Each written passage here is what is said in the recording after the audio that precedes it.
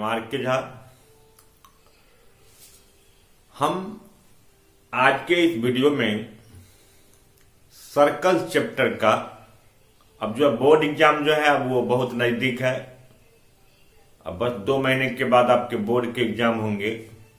तो अब मैंने सोचा कि चलो हर एक वीक में 1-2 वीडियो जो है आपको हर एक चैप्टर के जो माइंड मैप, थ्योरम और कुछ इंपॉर्टेंट क्वेश्चंस हैं उसको मैं आपके साथ शेयर करूं। तो आज मैंने चैप्टर सर्कल को चूज किया है। देखिए, सर्कल के पहले माइंड मैप में 2-3 बातों को आपको ध्यान रखना है। पहला क्या है कि सर्कल में इस सर्कल क्या होता है। तो सर्कल सबसे पहले एक लोकस है। लोकस मीन्स ये कलेक्शन है ऑल द पॉइंट्स का, जिसमें ऑल द पॉइंट्स का, ये सारे जो पॉइंट्स मैं सर्कल के बाउंड्री पर रख रहा हूं, सारे पॉइंट का डिस्टेंस इस फिक्स पॉइंट से क्या इक्वी डिस्टेंस होता है, और इस फिक्स पॉइंट का नाम क्या है, सेंटर है। The circle can be defined as the locus of the points which are equidistant from a fixed point and the name of the fixed point is center of the circle। अब ये circle का जो boundary है ना, उसको हम क्या कहते हैं, सरकमफ्रेंस या पेरीमीटर ऑफ सर्कल। सर्कल को हम लोग 3 भाग में बांटते हैं। एक्चुअली हम सर्कल को 3 जोन में बांटते हैं। एक होता है सर्कुलर रीजन, एक होता है इंटीरियर रीजन और एक होता है एक्सटीरियर रीजन। तो आप ये हमेशा याद रखिएगा कि अगर आप सर्कल में जो अंदर में जो पॉइंट होता है उसको हम इंटीरियर कहते हैं। सर्कल के बाउंड्री पर जो है उसको हम सर्कुलर रीजन कहते हैं, और सर्कल के बाहर जो लाई करेगा उसको हम एक्सटीरियर रीजन कहेंगे। तो अगर मान लीजिए ये कोई पॉइंट है, जो देखिए ये एक ए पॉइंट है या बी है, और अगर हम इस ए और बी से, जो कि सर्कल के इनसाइड है, इंटीरियर में है, और वहां से अगर मैं लाइन खींचता हूं किसी भी तरीके से, तो देखो अगर बी से भी हम खींच रहे हैं तो कोई भी टेंजेंट नहीं बनता। तो सबसे पहले हम समझते हैं कि टेंजेंट, कॉर्ड और सेकेंट। ध्यान रखिएगा कि टेंजेंट और कॉर्ड में क्या है। देखिए, टेंजेंट और कॉर्ड जो है वो एक लाइन सेगमेंट होता है, हमेशा याद रखिएगा, और सेकेंड जो होता है वो एक लाइन होता है। इट मीन्स कि अगर टेंजेंट और कॉर्ड अगर एक लाइन सेगमेंट है तो टेंजेंट का और कॉर्ड का एक डिफिनिट लेंथ होगा, और सेकेंड अगर लाइन है तो उसका कोई डिफिनिट लेंथ नहीं होगा। तो टेंजेंट क्या हुआ कि अगर सर्कल है, सर्कल के बाउंड्री पर कोई पॉइंट है, तो आप देखिए अगर कोई एक लाइन अगर हम खींचते हैं तो कोई भी लाइन सेगमेंट या लाइन अगर बाहर से आता है तो ये टेंजेंट में एक चीज क्या है, कंट्रोवर्शियल बात आती है कि जब आप सर्कुलर रीजन के पॉइंट से जब आप कोई एक लाइन खींचोगे जो सर्कल को एक पॉइंट पर टच करेगा तो वो टेंजेंट होगा। बट उस टेंजेंट में जो है, उस टेंजेंट में उसके लेंथ डिफिनिट नहीं होंगे, मतलब वो एक लाइन बन जाएगा।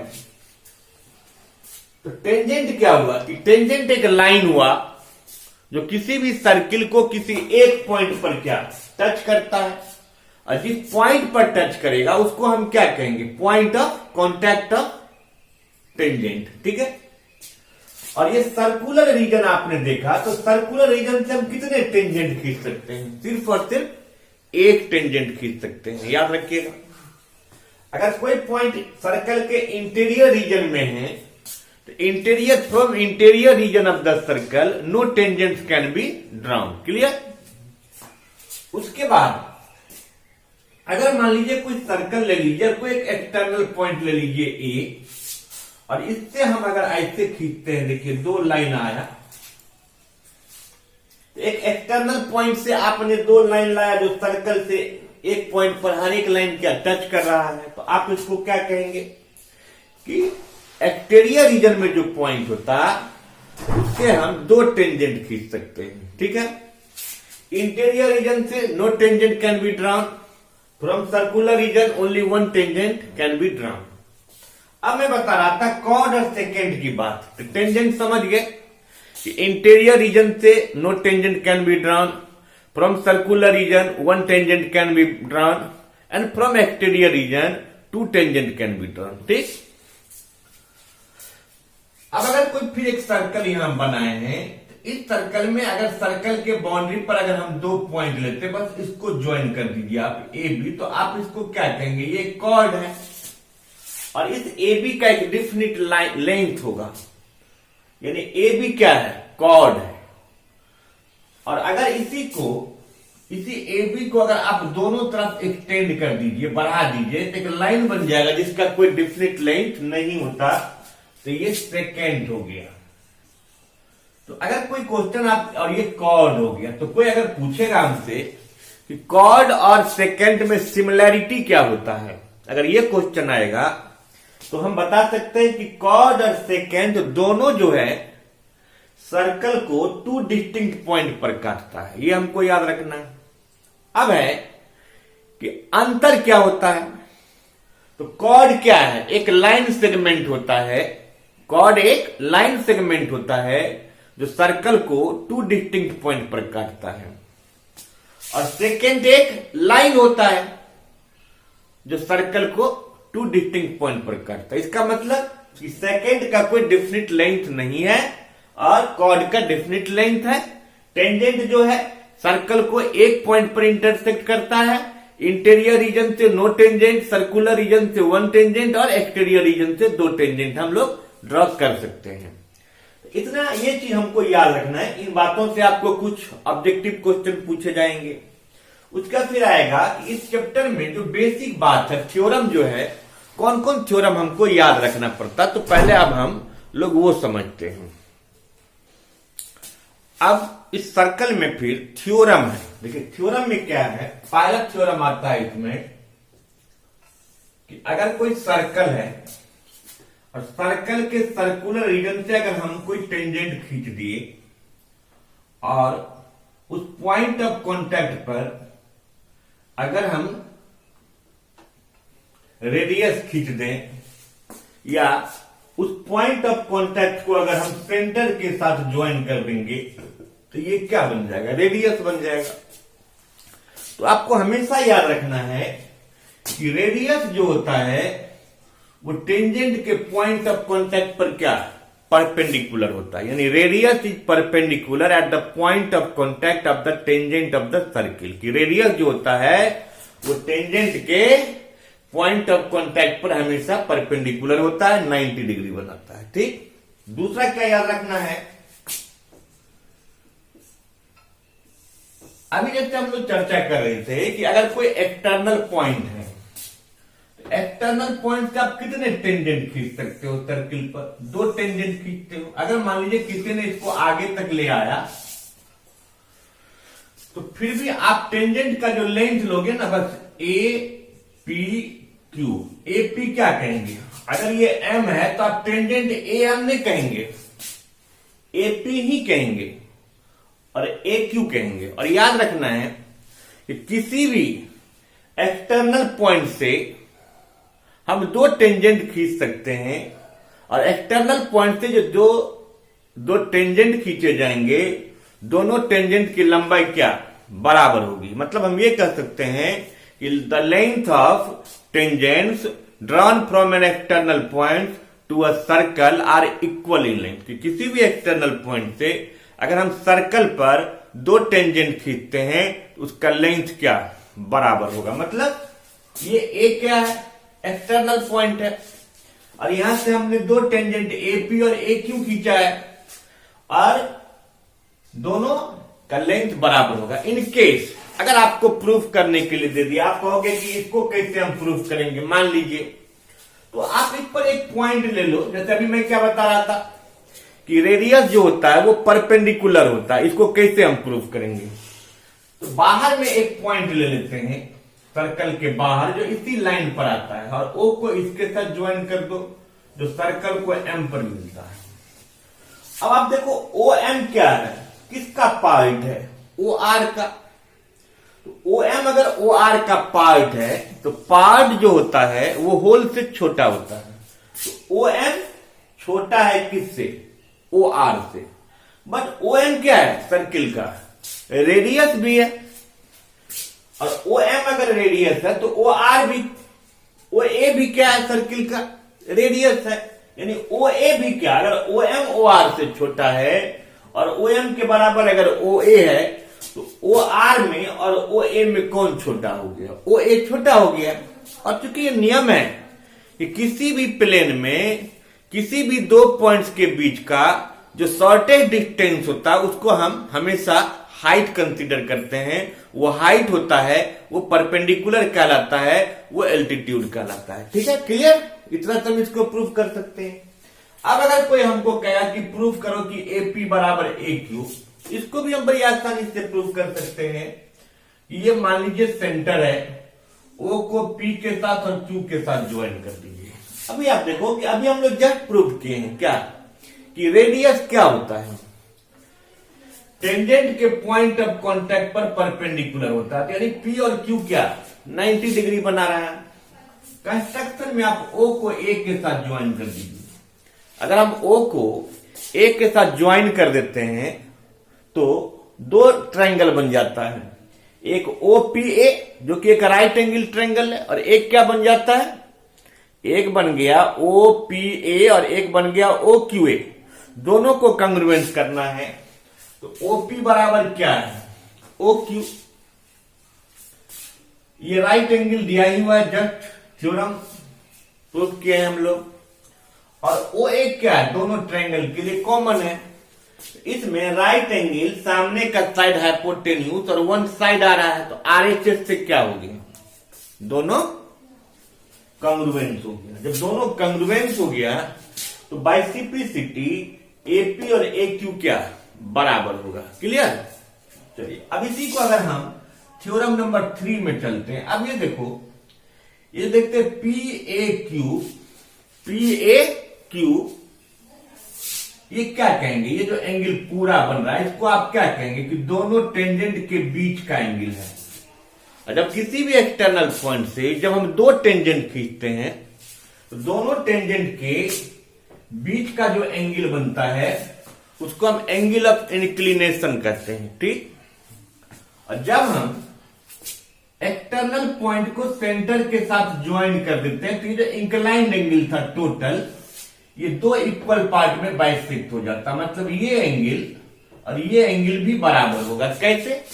तो जस्ट अभी आपने प्रूव किया ना कि दोनों ट्रायंगल क्या कंग्रुएंस है, तो सिंप्लिसिटी से बताइए ये एंगल्स भी क्या बराबर होगा, सिंप्लिसिटी से ये एंगल्स भी बराबर होगा। तो इसी को हम यहां भी समझ सकते हैं कि जब किसी भी एक्सटर्नल पॉइंट से जब हम दो टेंजेंट खींचते हैं और दोनों टेंजेंट का जो पॉइंट ऑफ कांटेक्ट है उसको जब सेंटर के साथ मिलाते हैं, यानी रेडियस जो बनता है दोनों रेडियस, तो दोनों रेडियस के बीच का जो एंगल होता है वो भी क्या बाइसेक्ट हो जाता है। तो जब किसी भी एक्सटर्नल पॉइंट से जब टेंजेंट खींचे जाते हैं तो क्या सब होता है, ध्यान रखना है कि दोनों जो टेंजेंट का लेंथ होता है वो इक्वल होता है, दोनों टेंजेंट के बीच का जो एंगल ऑफ इंक्लिनेशन होता है वो भी बाइसेक्ट हो जाता है, दोनों रेडियस के बीच में जो सेंटर पर एंगल बनता है वो भी बाइसेक्ट हो जाता है। ठीक?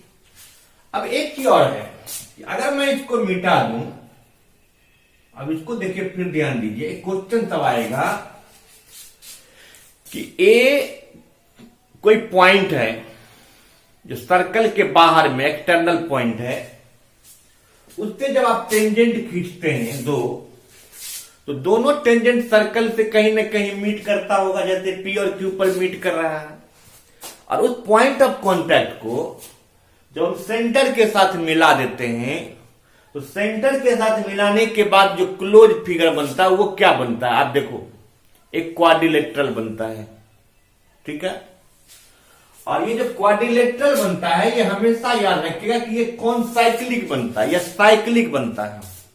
तो कौन साइक्लिक और साइक्लिक में क्या हुआ, कि अगर कोई भी क्लोज फिगर बनता है और उस क्लोज फिगर में अगर अपोजिट एंगल्स का सम 180 होता है तो उसी को हम साइक्लिक कहते हैं। तो फिर देखिए आप कि ए पी ओ क्यू क्या बन रहा है, एक क्वाड्रिलेटरल जिसमें ये पी और क्यू 90-90 है, इस दोनों का सम 180 हो गया। और क्वाड्रिलेटरल के चारों एंगल्स के सम 360 होते हैं। तो जब ये दोनों एंगल्स मिला के 180 हो गया तो ये और ये भी मिला के कितना 180 होगा। तो ओ और ए भी मिला के 180 हो गया, पी और क्यू मिला के भी 180 हो गया। इसका मतलब ये क्या, इसको हम क्या कहेंगे, ये जो क्वाड्रिलेटरल है ए पी ओ क्यू एक कौन साइक्लिक है या साइक्लिक क्वाड्रिलेटरल है। क्लियर। दूसरा,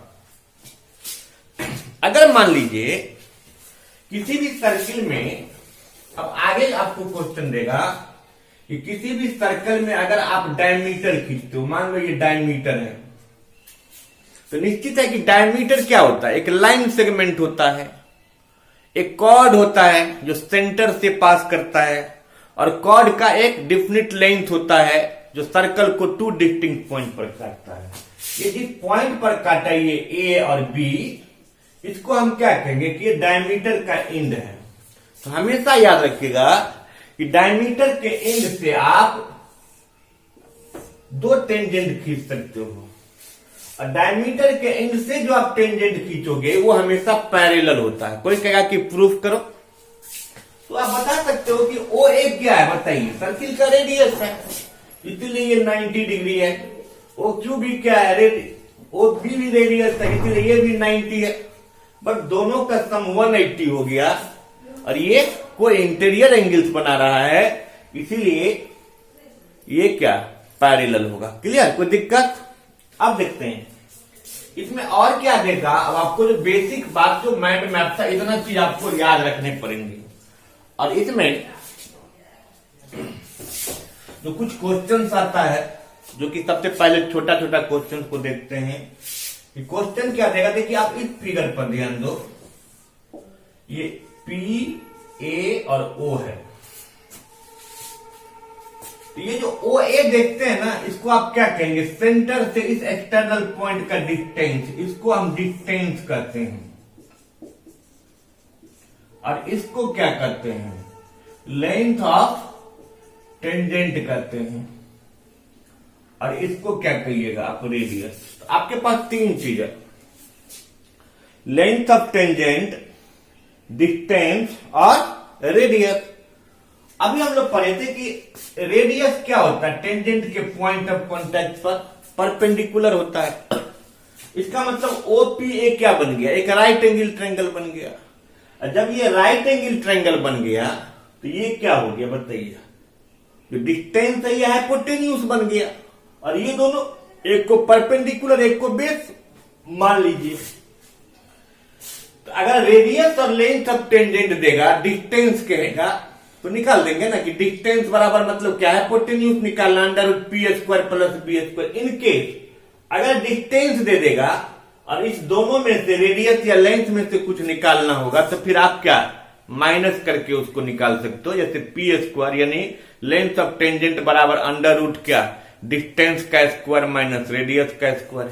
या मान लीजिए रेडियस दिया हुआ है, तो रेडियस अगर आपको निकालना है तो निश्चित है कि लेंथ ऑफ टेंजेंट दिया होगा, डिस्टेंस दिया होगा। उस केस में हम क्या लिखेंगे कि √ डिस्टेंस का स्क्वायर माइनस रेडियस का स्क्वायर। ठीक है, या टेंजेंट दे देगा लेंथ, तो लेंथ ऑफ टेंजेंट का स्क्वायर कर देंगे तो क्वेश्चन बन जाएगा। लेकिन इसमें जो सबसे बड़ी बात आती है, इस तीनों के बीच रिलेशन होता है, लेंथ ऑफ टेंजेंट, डिस्टेंस और रेडियस दे देता है। ये बच्चे तो 1 2 3 4 शुरू के क्वेश्चन बनाए रहते हैं, लेकिन इसमें क्वेश्चन थोड़ा सा घुमा देता है।